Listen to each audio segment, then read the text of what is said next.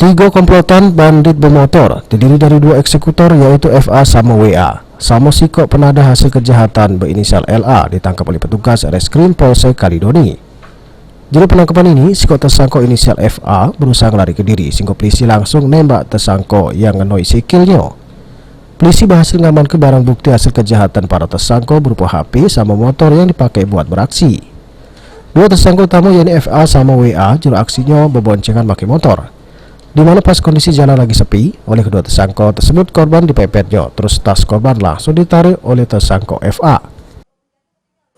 Mereka melakukan jamret ini dengan memepet korban, melihat kapan mereka punya celah untuk bisa menarik tas maupun HP yang ada di atas motor pada saat korban lengah.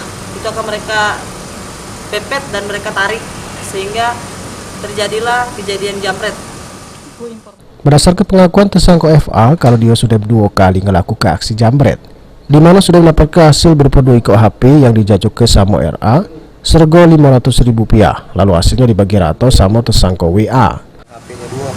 HP-nya 2, sudah itu? Dia 40.000. Ya, HP-nya kau cak mana? Kau jual tak? HP-nya kami jual. Kau jual di mana? Dijual tawan juga. Berapa? 500.000 sama. Sikok HP? Iya. Bagi 2? Bagi 2. Kau berapa kali kau jambret? 2 kali. 2 kali? Ngapa kau nganu jambret ni?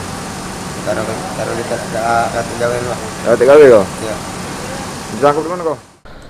Ini ketiga tersangka harus ngeringkuk jero sel tahanan Polsek Kalidoni guna tanggung jawab ke perbuatannya. Abidin Riwanto, PAL TV.